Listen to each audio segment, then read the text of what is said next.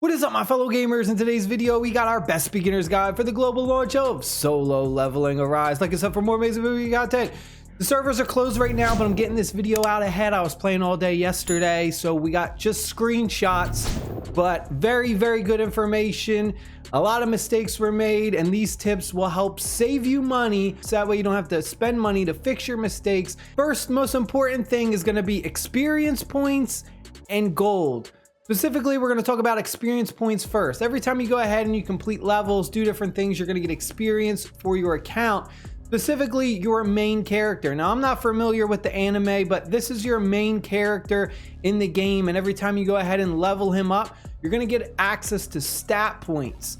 We have strength, agility, perception, intelligence, vitality. Very important that you distribute these points properly, because every time you want to reset, let's say you distribute them the wrong way, maybe you change your mind, it's gonna cost you gold every time to reset your stat points and distribute them differently. And gold is gonna be a huge bottleneck in this game. So the most important stats that you want to dump all of your points into is going to be perception first, strength, and agility. You don't really need to worry too much about vitality, intelligence. It really doesn't play a huge factor. Doing more damage, increasing your crit rate and crit damage, and then perception, increasing the lowest amount of damage you can do, is going to be the most important for your success in this game.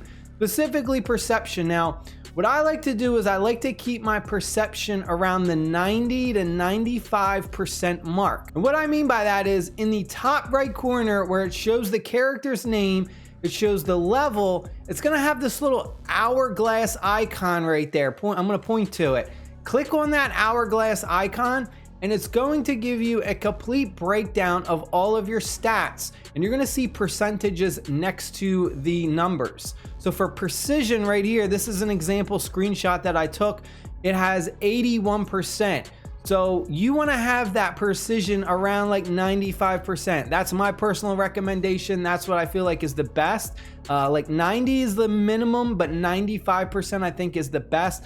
99% I think is a bit overkill. So as you distribute the points, you're going to see that percentage like vary from whether you put more points into it or you put points into like attack or something else. So just try and keep that around like the 95% range, and it's going to help out so much. Next one we have is arguably, I would say, the most important part of this game, and that is going to be the gates, aka also mining. Gates is a really great way to get lots of experience points, get gold. Every time you go ahead and you complete 3 gate missions at the bottom, you're going to see that you're going to get additional rewards. So first it's going to be like experience points, and then it's going to cycle through to gold. So it kind of goes back and forth between you're getting extra experience and you're getting extra gold. Now you obviously always want to do the highest difficulty levels you can for these, and that's just going to be determined on how strong you are. If you take a look in the bottom right corner, it says rescan. You should always rescan if you're able to rescan to a higher level. It's going to start off at level 1, and all of the enemies you see are going to be like really weak, and then as you get stronger, you'll be able to rescan to a level 2, level 3. So just do the highest level you always can and go ahead and complete these. Now you're gonna need keys in order to complete one of these. So every time you complete one of these gate missions, you're gonna use up a key in that top right corner. You see right now it's showing 7 out of 12. This is where I'm gonna say the best way to spend your gems, or I believe it's called essence in the game. It's that little pink icon right there, that 4,916. That's kind of like your gems in this game. This is gonna be the best way to spend those, is to buy more keys, so that way you can continue to complete these missions, because you're only going to be limited to, I believe it's like 10 daily, and then after you use your 10 keys up, you gotta wait till the next day. And this can progress your account so fast. If you can go ahead and you can blow through these, specifically though, you don't want to do too many of the low levels. You want to continually do those highest levels as possible, but this is where you can get a lot of XP to level up your account, which is going to unlock a lot of new features. As a new player, a lot of features are going to be hidden behind XP walls. So it's going to be like, you need to be a certain level to access this. Even in the story missions, there's going to be certain story missions that you aren't even going to be able to complete because it's going to say you need to be level 20, 30, 40, whatever.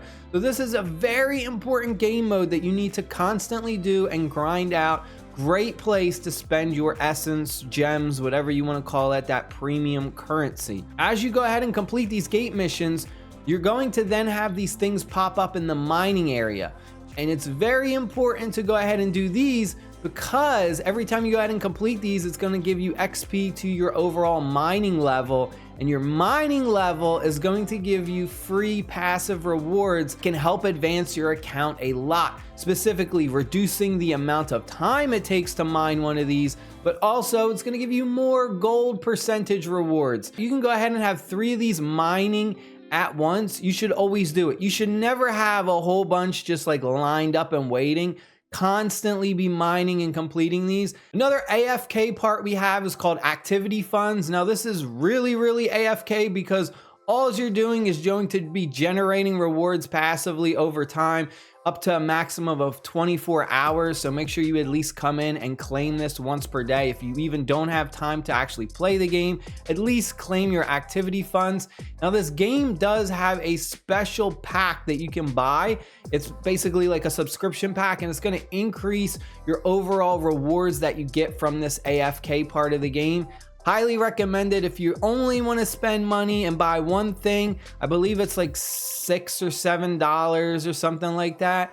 This is the pack to buy because you get so much value from it. Again, though, if you're playing long term, it's good. But if you're only going to play this game for 1 or 2 weeks or you're not interested, then it's going to be a waste. But this is going to be arguably your best pack to buy. Now, the game does give you a free 3-day membership. So for 3 days, you kind of get like this trial membership where you're going to be getting lots of extra rewards from this. When it comes to your story quest, you should always be aiming to get 3 trophies or 3 stars on each level because it's going to give you extra black cards. At this top part right here, you'll see once we go ahead and complete all of this story quest, we're going to get 2 black cards for 100%ing it. But then if you get 3 trophies on all the levels, you're going to get an additional 2 black cards. So every chapter mission, every story quest, you can go ahead and you can get 4 black cards every time, which is going to help you go ahead and summon for new characters and weapons. Because of that, I highly recommend you don't waste your essence, your gems, crystals, whatever you want to call it, that premium currency on summoning because you get a lot of black cards just from playing the game and completing challenges and things. As you're doing your story quests, you're also gonna have these side chapters pop up as well. Highly recommend that you do those as soon as they pop up. They're gonna give you extra rewards, but more importantly, you're gonna get extra experience points as well. So that way it'll kind of limit that chance that you kind of hit that wall. If you just blow through all of the chapters, you're going to hit that level wall where it's not gonna let you do like chapter 5, chapter 6 until you reach a certain level, and then you're gonna have to go ahead and backtrack to all of these like side chapters to get experience. So just kind of walk through everything step by step. As far as the wish list goes, you have a bunch of different options for SSR units.